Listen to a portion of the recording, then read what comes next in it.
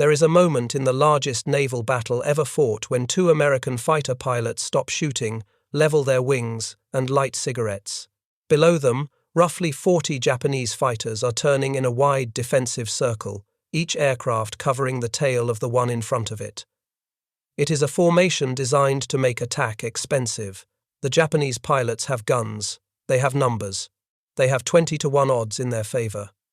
And for several long minutes over the Philippine Sea on the morning of October 24, 1944, nothing happens at all. The two American planes simply orbit above the circle and wait. One of those Americans explained the decision afterward in the flattest language a man can use. He guessed the Japanese were not carrying much fuel. He decided that time was on his side. He was right. Over the next hour and a half, that patient pilot shot down 9 Japanese aircraft on a single mission.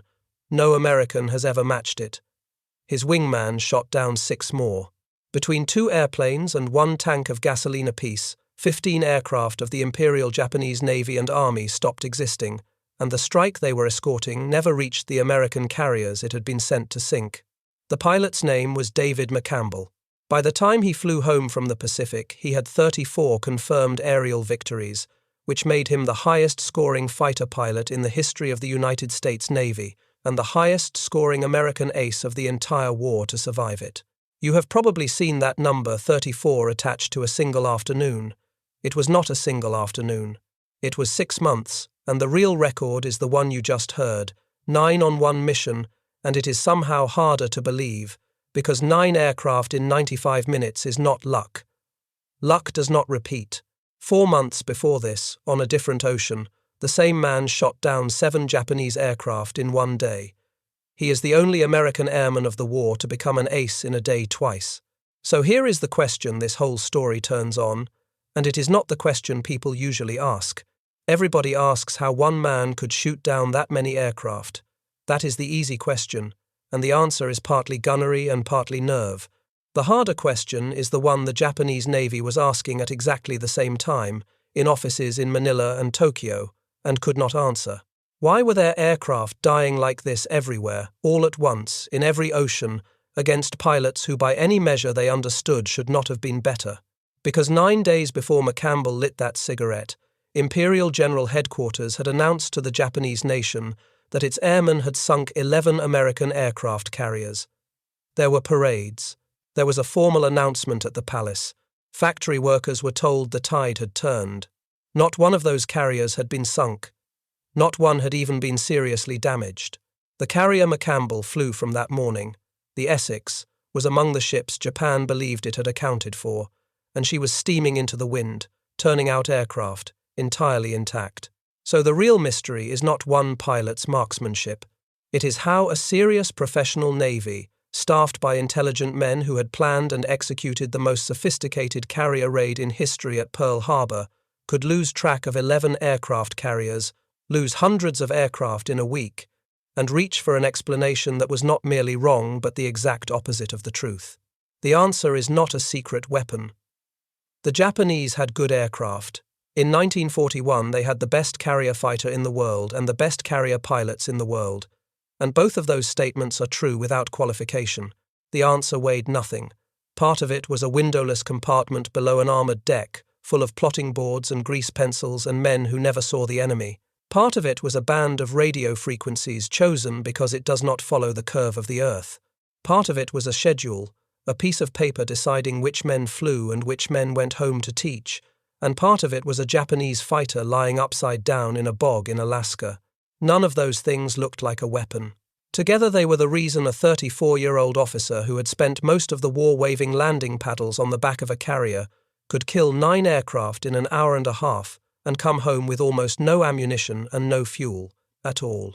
Let us take that record apart piece by piece and see what it was actually made of. And to start, we have to go back more than 2 years, to a mudflat on a treeless island in the Aleutians, and to a Japanese pilot who made one small mistake on the way home. On June 4, 1942, a 19-year-old Japanese naval flyer named Tadayoshi Koga was returning from a strike against the American base at Dutch Harbor when a rifle round from the ground opened his oil line. He nursed his Zero toward Akutan Island, where Japanese submarines were waiting to pick up downed flyers, and picked out what looked from the air like a flat green meadow. It was a bog. The wheels bit, the aircraft flipped onto its back, and Koga was killed. The fighter, almost undamaged, sat in the mud until an American patrol found it a month later. Understand what that meant? Until that summer, the Zero was very nearly a ghost story. American pilots knew it climbed better than anything they had, turned inside anything they had, and flew farther than anyone thought a single-engine fighter could fly. What they did not know was why, or what it cost. The Akutan aircraft was crated, shipped to San Diego, repaired, and flown against every American fighter in the inventory, and it gave up its secret immediately. The Zero was light because it was empty. No armor behind the pilot, no self-sealing fuel tanks, a structure built to the absolute minimum. It was magnificent below 200 knots and it stiffened up badly above that. In a fast roll it could not follow, in a dive it could not follow, and when hit almost anywhere, it burned. Now, there is a story attached to this that gets told constantly and is not true, and it is worth killing here, because getting it wrong hides something better. The story says that Grumman took the Akutan report and designed the Hellcat around it. It did not. The timing rules it out. Grumman's new carrier fighter, drawn up under a chief engineer named Bill Schwendler, a man whose personal rule was to build every component to twice the strength anyone asked for, had already flown before the captured Zero was ever tested. The prototype was in the air in late June 1942. The version with the big engine flew at the end of July. The first production aircraft flew in early October. The Zero did not fly in American hands until the second half of September. The Hellcat was fixed before anyone in San Diego pushed that throttle forward. Naval Institute historians have been pointing this out since the 1980s, and the myth will not die, probably because the true version is less satisfying. Nobody reverse-engineered a war winner from a wreck. What the Akutan aircraft actually changed was not metal, it was instruction. Because a test report of that quality does not go to a factory, it goes to a schoolhouse. Within months, American fighter pilots in the Pacific were being taught specific, concrete, repeatable answers. Do not turn with him. Roll right, because his ailerons stiffen and he cannot follow you. Push over into a dive, because his engine cuts out under negative loading and yours does not. Fight in the vertical and use your weight. Never let him get slow with you. That is the part of the story that connects to a man in a cockpit above the Philippine Sea 2 years later, refusing to come down and fight, and it is worth holding on to because the American advantage in this war was almost never a secret device. It was almost always knowledge, written down, taught to thousands of ordinary people, and applied by men who had never met the person who discovered it. The aircraft those lessons were taught in was the F6F Hellcat, and it is worth being precise about what the Hellcat was, because it was not the most beautiful or the most agile fighter of the war, and nobody at the time pretended otherwise. It was a big, slab-sided, deliberately unglamorous machine with a 2,000 horsepower Pratt & Whitney engine, 650 caliber machine guns, a bullet-resistant windshield, more than 200 pounds of armor plate around the cockpit, armor around the oil tank and cooler, and self-sealing tanks. Every one of those choices cost speed. Every one of them was a decision that bringing the pilot home mattered more than winning a turning contest. And then there is the number that actually decided the Pacific War. Grumman built 12,275 Hellcats in about 2.5 years. At the peak of production, the plant on Long Island was completing roughly one finished fighter every hour. Hold that image against the other side of the ledger, because this is where the story stops being about aircraft and starts being about something much less photogenic. Japan's pre-war naval air arm was not merely good. It was arguably the finest body of carrier pilots that has ever existed. It was also tiny, and it was tiny on purpose. The average Japanese naval aviator entered the war with about 700 hours in the air. His American opposite number had considerably fewer. In 1941 and 1942, in almost every encounter, the Japanese pilot was the better man in the better airplane, and the record of those first months says so plainly. To get some sense of how narrow that pipeline was, consider that the pre-war naval flight program routinely rejected the overwhelming majority of applicants and that a graduating class could number in the dozens rather than the hundreds. Those men were then polished for years. They practiced deflection shooting until it was instinct. They practiced formation aerobatics that other air forces considered showmanship, and the Japanese considered basic airmanship. The result was a body of aviators so uniformly excellent that Allied intelligence officers in the first year of the war repeatedly refused to believe the reports coming back from their own pilots. The problem was what happened next, and it was a problem of arithmetic rather than courage. Japan kept its best pilots at the front. It kept them there until they were killed. There was no systematic rotation home, no pipeline that took the veterans of Pearl Harbor and the Coral Sea and put them in front of classrooms full of teenagers. The reasoning was not stupid. Japan expected a short war decided by a few decisive battles, and in a short war you want your best men flying, not teaching. The United States Navy did the opposite, and it did it deliberately, and it looked wasteful at the time. Combat aviators were pulled out of the Pacific after a fixed tour and sent back to train the next batch. The men with the most experience spent the middle of the war in Florida and Texas and Rhode Island, flying with cadets, rather than at the front where their skill was immediately useful. Follow that decision forward 4 years, and the two curves cross and then separate violently.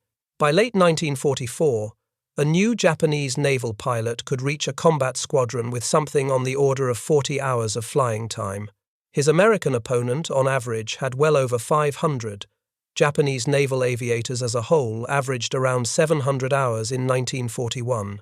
By the beginning of 1945, the figure had collapsed to roughly 275, and the Army's average had fallen further still.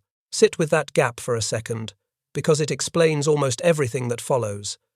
It is not a story about brave men and cowardly men. It is a story about a country that spent its irreplaceable people first, and a country that spent its replaceable machines first. And there is one more piece of this that belongs here, because it is the human thread that runs through the rest of the film. David McCambell should never have been a fighter ace at all. He was born in Bessemer, Alabama in 1910, raised in West Palm Beach, and graduated from the Naval Academy in 1933 into the worst possible year for a young officer. The Depression had gutted the officer budget.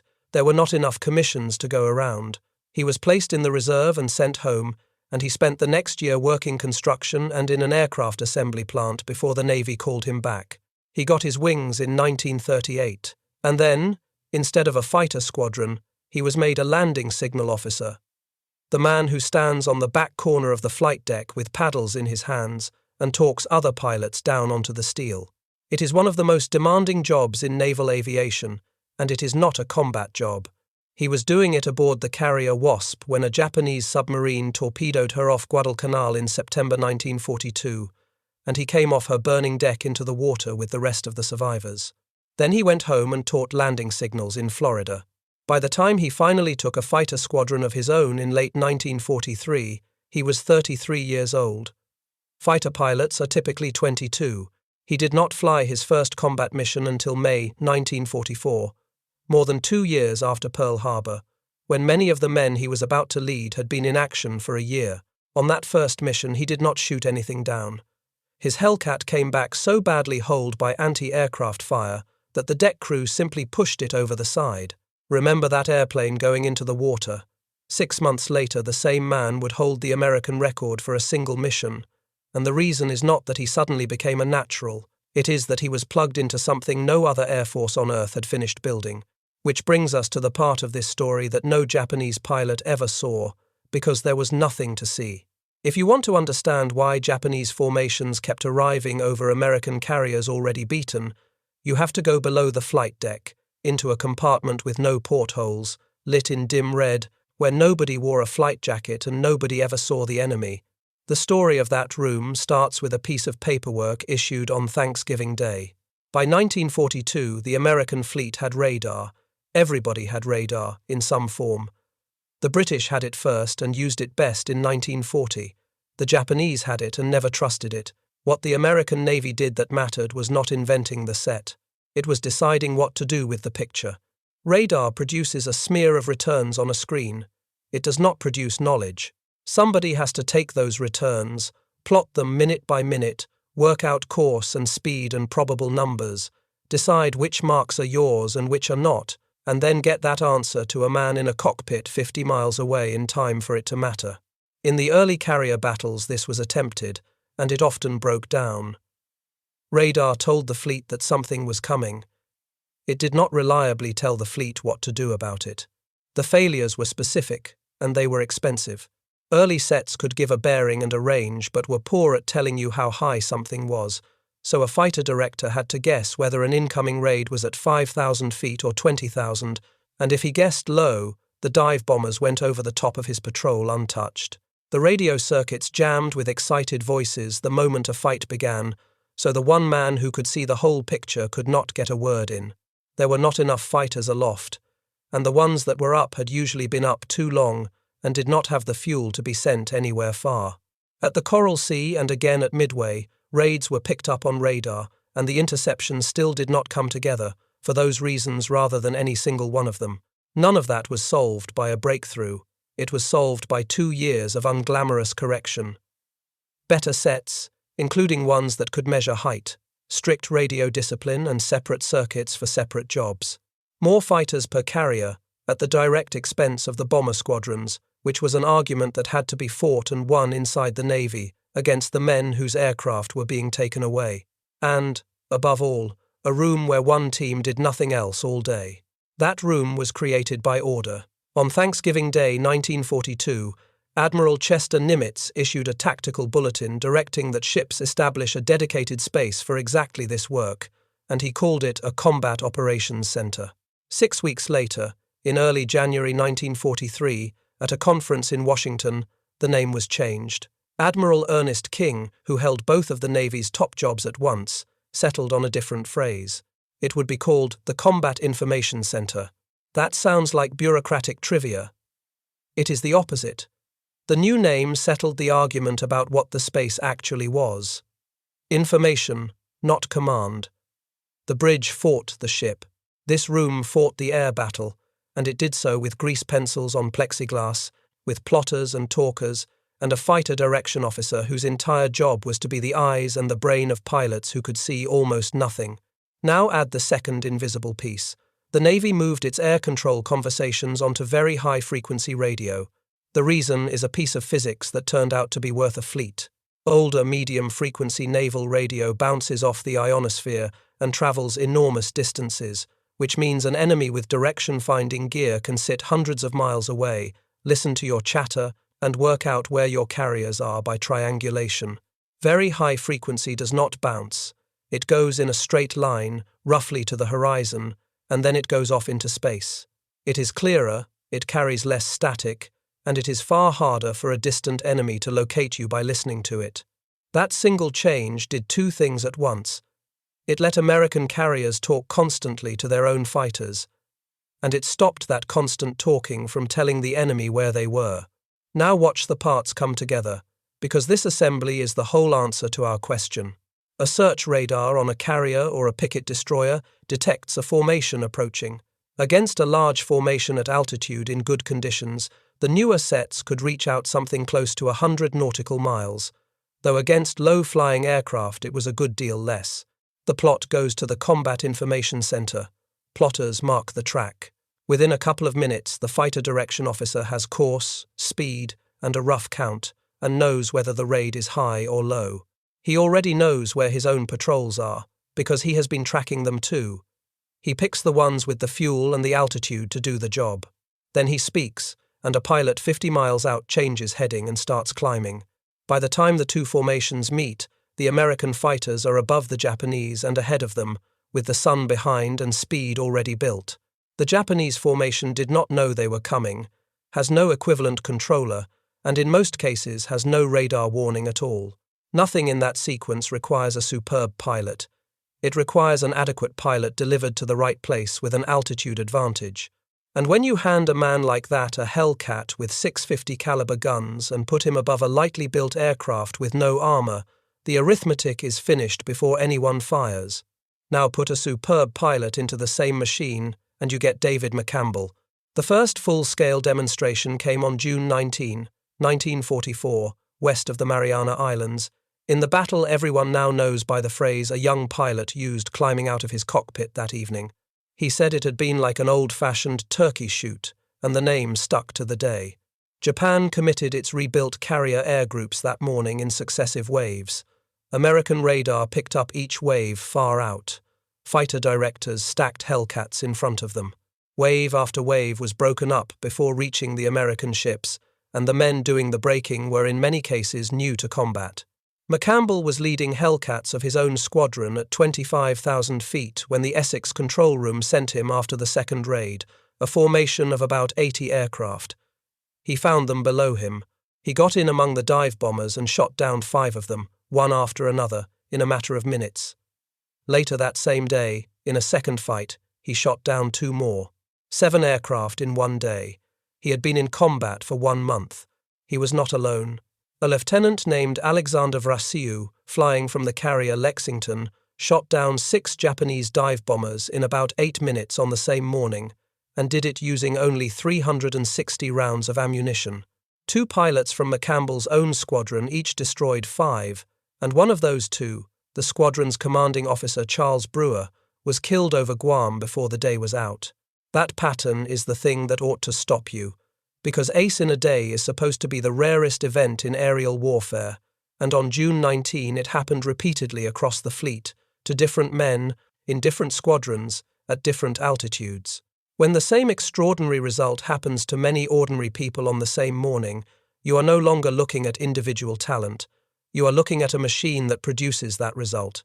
Japanese naval aviation lost the better part of its carrier air arm over those 2 days and never rebuilt it. And this is where the second-order effect starts, the one that hurt worse than the losses. An air force that keeps arriving already defeated stops learning. The men who might have brought home a useful description of what was happening to them were exactly the men who did not come home. The survivors carried back fragments, and the fragments did not add up to a radar plot in a dark room and a controller with a grease pencil, because no one on the Japanese side had ever been shown such a thing. Men like the plotters and talkers in those compartments never appeared in a headline in their lives. Nobody painted flags on the side of a plotting board. If you think that kind of work deserves to be seen by more people, the like button under this video is the cheapest possible way to make that happen, and it genuinely does decide whether this reaches anyone else. By October 1944, the machine was complete, and the Japanese Navy was about to hand it the clearest test it would ever get. The morning of October 24, 1944 found the Essex about 150 miles east of Luzon, in the opening hours of what would become the Battle of Leyte Gulf. The American landings on Leyte had gone in 4 days earlier. The Japanese plan for the defense of the Philippines called for everything at once, surface fleets converging through the islands, and land-based air power from Luzon thrown at the American carriers to clear the way. Just after dawn, the radar plot began to fill up. Not 1 raid, but 3, stacked from 1,000 feet all the way up to 25,000, coming in from the west. Down on the flight deck, almost every serviceable aircraft was already spotted and loaded for the morning strike against the Japanese fleet. There were exactly 7 Hellcats available to launch against the incoming raid, and one of them was McCambell's own aircraft, an F6F Hellcat, with the name Mincy III painted on the cowl, and it had not been fully fueled. He had a decision to make, and it is worth understanding how unusual it was. As commander of the air group, he was not supposed to be doing this. His job was to lead strikes and to run 3 squadrons of aircraft. He was, by the standards of a fighter cockpit, an old man, and his airplane had a partial tank. He took off anyway, with his wingman, a young pilot named Roy Rushing, and 5 other Hellcats climbing behind them. The leading Japanese formation was 22 miles out. What they found when they got there was about 40 Japanese fighters, a mixed bag of Zeros and Oscars, and a scattering of other types, escorting bombers. McCambell sent the 5 other Hellcats after the bombers, which was the correct decision and also the decision that left 2 American aircraft alone against the entire fighter escort. He called the carrier and asked for help. The answer that came back was that there was none available. Now here is the moment that decides everything, and it is not a moment of aggression, it is a moment of restraint. McCambell and Rushing had altitude. Instead of diving into the middle of the formation, they made a single high firing pass down through the edge of it, each shooting down one aircraft, and then kept going and used their speed to climb straight back up above the enemy. They did not turn. They did not try to mix it. They knew what every American pilot by then had been taught until it was reflex. Never turn with a zero. Use height, dive, shoot, and climb away, and let the enemy's superior agility become irrelevant because you never give him the chance to use it. They did it again. 2 more Japanese fighters went down, and now the Japanese formation did the thing that sealed it. It went into a defensive circle, every aircraft covering the tail of the aircraft in front, a tactic as old as the First World War. Against fighters willing to come down and fight, a defensive circle is dangerous. Against 2 fighters sitting a few thousand feet above it, unwilling to come down, it is a trap that has closed on the men inside it. That is the cigarette. 2 Americans orbiting, 40 Japanese aircraft turning in a slow circle below them, and McCambell doing arithmetic about somebody else's fuel. He judged the Japanese did not have much. He judged that when they gave up and ran for Luzon, they would string out, and stragglers would be easy. He was correct in every particular. The circle eventually broke, and the Japanese aircraft headed west toward their bases in a loose formation, and the 2 Hellcats came back down. What happened over the next hour is not a dogfight. It is closer to a demonstration. McCambell later described it as being almost like gunnery practice, and the word he used about it, that he could take his time, is more chilling than any boast. Pass after pass, from above and behind, out of the sun, with time to identify each target properly. Fire, pull up, come back around. The Japanese aircraft, low on fuel and apparently unwilling to break formation, mostly flew on. At one point, another American Hellcat came in from behind and started shooting so close to McCambell that he had to break off his own attack, and he had a few words about it afterward. Rushing ran out of ammunition and told McCambell so, and then did something worth naming. He stayed. He flew as wingman with empty guns, covering a man who still had bullets, for 2 more firing passes. 95 minutes after the 2 of them had first climbed above that circle, McCambell had 9 confirmed victories, and Rushing had 6.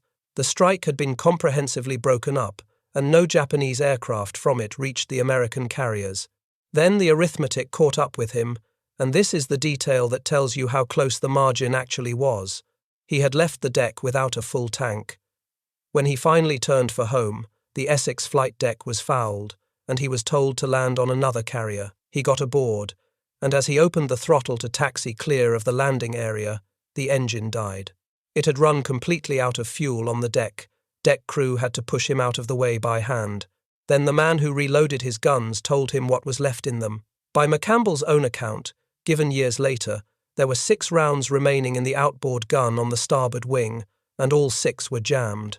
9 aircraft, 6 jammed rounds, no fuel at all. And there is a second half to that morning which almost never gets told alongside the first, and it matters, because it shows the same machine running in the opposite direction. While McCambell was orbiting above that circle, the strike aircraft that had been sitting on the Essex flight deck all along, the ones that had crowded out his fighters, went off westward with hundreds of others from the American carrier groups. They were hunting the Japanese surface force pushing through the Sibuyan Sea toward the landing beaches. In that water, over the course of the day, wave after wave of American carrier aircraft attacked the battleship Musashi, one of the 2 largest battleships ever built, a ship carrying guns of a caliber no other navy had put to sea.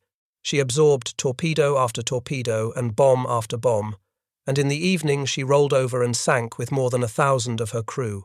Roy Rushing, McCambell's wingman that morning, was awarded the Navy Cross for his part in the fighting of that day.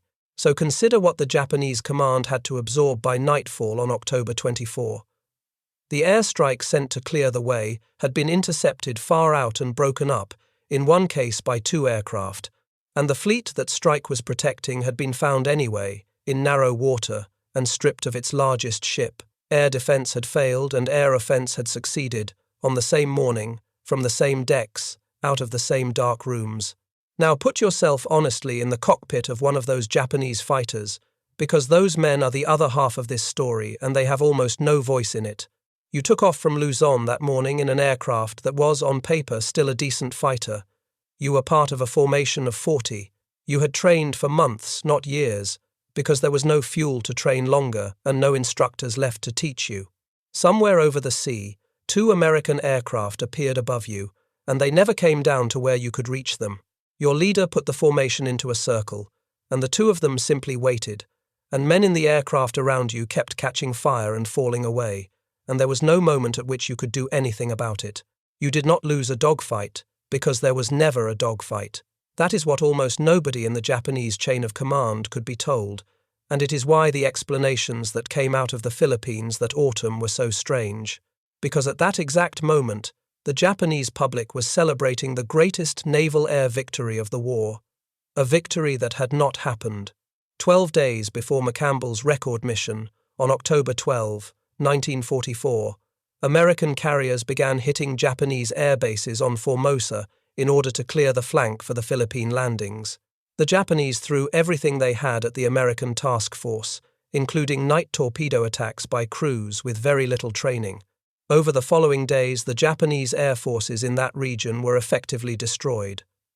American assessments after the war put Japanese losses across the engagement at roughly 500 aircraft. Japanese records suggest a somewhat lower figure, in the region of 330. Either number is catastrophic. American losses came to 89 aircraft. 2 American cruisers were badly damaged and had to be towed clear. That is the entire result. 2 damaged cruisers. On October 16, Imperial General Headquarters announced a crushing victory. The exact tally varies depending on which version of the announcement you read, and it grew in the retelling, but the figure that reached the Japanese public was 11 American aircraft carriers sunk, along with battleships and cruisers, and later versions of the claim ran to 45 Allied ships. Japan admitted the loss of 312 of its own aircraft and claimed to have shot down more than 100 American ones. There was a national celebration. The Emperor sent his congratulations to the Navy and the Army, schoolchildren were told. And here is the part that turns an embarrassing announcement into a catastrophe. The High Command believed it. Admiral Somu Toyoda, commanding the combined fleet, concluded that the American fleet had been crippled and ordered a pursuit of what he believed were the fleeing remnants. Japanese strategic decisions in the following days, including the timing and commitment of the Leyte Gulf operation itself, were taken by men working from a picture of the war that was not merely optimistic but inverted. Measure the size of that error. A navy sent its surface fleet into the largest battle of its life, partly on the belief that 11 enemy aircraft carriers were on the bottom of the sea, when every one of them was afloat, fully operational, and about to launch the aircraft that would find and sink its battleships. The professionals understood some of it. Admiral Shigeru Fukudome, who commanded the air fleet involved, said after the war, in the plainest terms, that the reports had been wildly exaggerated, that the exaggeration led headquarters into a false estimate of the war situation, and that the country had been given a false celebration. He put the blame partly on the fact that the attacks had been made at night by air crews who had no real ability to identify what they were looking at, and he noted something even more revealing about the state of Japanese naval aviation by that point. When he inspected his own units and asked the aviators whether they had ever actually seen a submarine, he found that a great many of them never had. That is the real diagnosis, and it is buried in a technical remark about ship recognition. Japan was no longer able to train its aviators with the fleet, because there was no fuel and no time. Men were being sent to attack warships who had never in their lives been close enough to a warship to know what one looked like from the air at night. Their reports were not lies. They were the honest testimony of exhausted young men who could not tell a burning destroyer from a sinking carrier, fed into a system that had every institutional reason to believe them. Now watch what Japan did next, because this is the part of the story that is genuinely difficult, and it is the closest thing to a controlled experiment the war offers. The Japanese Navy had, by October 1944, correctly identified its own central problem. Its pilots could no longer hit ships. Bombing accuracy had collapsed along with training hours, and even the aircraft that got through the fighter screen mostly missed. So somebody did the arithmetic and found the one solution that removes pilot skill from the equation entirely. On the night of October 19, at an airfield at Mabalacat on Luzon, Vice Admiral Takejiro Onishi, newly arrived to command the First Air Fleet, told the officers of a fighter group that deliberate crash attacks were, in his judgment, the only remaining way to damage the American fleet. Within the hour, the unit had agreed and volunteers had been called for. The first organized special attack units flew on October 25, the day after McCambell's record mission, and struck a group of American escort carriers off Samar. They sank the escort carrier St. Lo and damaged several others. It is important to be exact about what this was and was not. It was not a fanatical impulse. It was, in cold terms, a technical decision by professional officers who had concluded that a pilot with 40 hours of training could not be taught to hit a moving ship, but could be taught to fly into one. It removed the return trip, which removed the fuel, which extended the range. It removed the need for a second pass. It reduced a complex skill to a simple one. And in the narrow sense, it worked. Special attack units did damage the American fleet, badly, and they killed a great many American sailors. The Essex herself was hit on the flight deck on November 25, 1944, and 15 of her crew were killed and 44 wounded. What happened next says something about the disparity the tactic was trying to close. She needed only minor repairs. Her second strike group launched the same day, and she was back in full operation the following month. But look at what it concedes. Every previous Japanese answer had been about better aircraft or better spirit. This one was an admission, made by the men closest to the problem, that the pilot pipeline was gone and would not come back. It was a way of converting the one resource Japan still had, which was young men willing to die, into damage, because the resource it had spent, which was young men trained to live, could no longer be replaced. That is the whole argument of this story in a single terrible policy. Japan had run out of the thing America had built a factory for. Before we finish, one request, because it is the reason this channel exists at all. If your father, or your grandfather, or an uncle flew from the carriers in the Pacific, or worked in a combat information center, or turned wrenches on a flight deck in the Philippine Sea, I would be honored to read about them in the comments. Which ship, which squadron, what they told you, or what they refused to tell you. Those details do not exist in any archive. They exist in families, and they disappear quietly. So let us close the case, and let us do it with the smallest possible piece of evidence. 6 rounds, jammed, in one gun, an engine that quit on the deck of the wrong carrier, 2 cigarettes over the Philippine Sea. That is what the American record actually looked like from the inside. Not an unstoppable hero with unlimited resources, but a 34-year-old officer who had taken off in a partly fueled aircraft because there were only 7 fighters ready, and who came home with nothing left of anything. He won because he was never really fighting alone, and the Japanese pilots in that circle were never really fighting him. He was the sharp end of a system that began with a dead pilot's aircraft in an Alaskan bog, ran through the training syllabus that rewrote, through a factory on Long Island finishing a fighter every hour, through a training pipeline that deliberately took its best combat veterans out of the war to teach teenagers, through a radar antenna, through a windowless room full of grease pencils, through a radio frequency chosen because it does not bounce, and finally into a cockpit where a good pilot was handed height, position, surprise, and time. Japan had built a magnificent sword. The United States had built a machine that manufactured swordsmen and told them exactly where to stand. Run the final numbers, because they are the argument. One thing has to be said plainly before the numbers, because it is the difference between history and advertising. Every aerial victory figure in this story, on both sides, is a wartime credit rather than a verified wreck. Pilots in every air force of the war overclaimed, usually by a factor of 2 or more, not because they were liars, but because a burning aircraft seen for 2 seconds at 400 miles an hour is very hard to count. The figures below are what the records credited. Treat them as the shape of the thing rather than the exact size of it.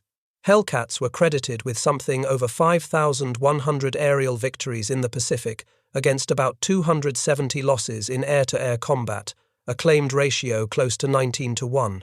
That ratio is real as a record and misleading as a verdict, because it measures a fighter flown by increasingly well-trained men in increasing numbers against an enemy whose training was collapsing. Around 300 American pilots became aces flying the type, more than in any other aircraft of the war. Air Group 15 alone, during roughly 7 months of operations from the Essex, was credited with destroying 315 Japanese aircraft in the air and another 348 on the ground, along with a record tonnage of enemy shipping, including a share in the sinking of one of the largest battleships ever built. Against that, the training figures: 700 hours to 40. A country that started the war with the best trained naval aviators in the world and ended it sending men to their deaths who could not identify a warship. If Japan had built the same system, this story would read very differently. Japan built magnificent aircraft and magnificent pilots instead, and then discovered that magnificence does not reproduce. As for the people inside the machine, they mostly went home and became ordinary, which is what that generation did. David McCambell received the Medal of Honor at the White House on January 10, 1945. President Franklin Roosevelt, who had 4 months to live, made the presentation, and McCambell's mother was there in the room to watch it. He never flew combat again. He commanded an aircraft carrier of his own in the 1950s, served as senior naval aviation advisor to the Argentine Navy, worked on the Joint Staff in Washington during the Cuban Missile Crisis, and retired in 1964 after 31 years in uniform. He spent the rest of his life near West Palm Beach, dabbled in real estate, and gave a long and famously blunt oral history in which he talked about the jammed rounds and the empty tank rather than the record. He died on June 30, 1996, at 86, and is buried at Arlington. A guided missile destroyer carries his name. So does a terminal at the airport in the town where he grew up. Roy Rushing, the wingman who stayed on his leader's wing with empty guns, finished the war as one of the leading aces of the squadron with 13 victories of his own, and died in 1986, and almost nobody outside naval aviation has ever heard of him. Tadayoshi Koga, the 19-year-old Japanese flyer who put his Zero down in that Alaskan bog and never knew what he had given away, was buried near where he fell. His remains were moved after the war and eventually went home to Japan. And the room without windows became everything. The plotting board and the grease pencil and the voice on very high frequency turned into the radar picket, the airborne early warning aircraft, the data link, the modern air battle in which no pilot fires at anything he found by himself. Every time an air force today sends fighters to a place chosen by someone else looking at a screen, it is running the procedure that a handful of American officers argued about in 1942 and that a fighter director on the Essex used one October morning to put 2 aircraft above 40. The 9 victories are what people remember, and they should be remembered, because a man still had to fly and shoot and decide, and most men would not have waited above that circle with a partial tank of fuel and no help coming. But the record was not really set by one pilot in 95 minutes. It was set over 3 years by thousands of people who never met each other, most of whom never saw an enemy aircraft, and it happened to be collected on a single morning by a man who was too old for the job and had been told for most of the war that his place was on the back of the deck with a pair of paddles. Their names were McCambell, Rushing, Schwendler, Koga, and several thousand others we do not have. If this is the kind of history you want more of, the sort that goes looking for the machinery behind the legend instead of just repeating the legend, subscribe and tell me in the comments which record you want taken apart next.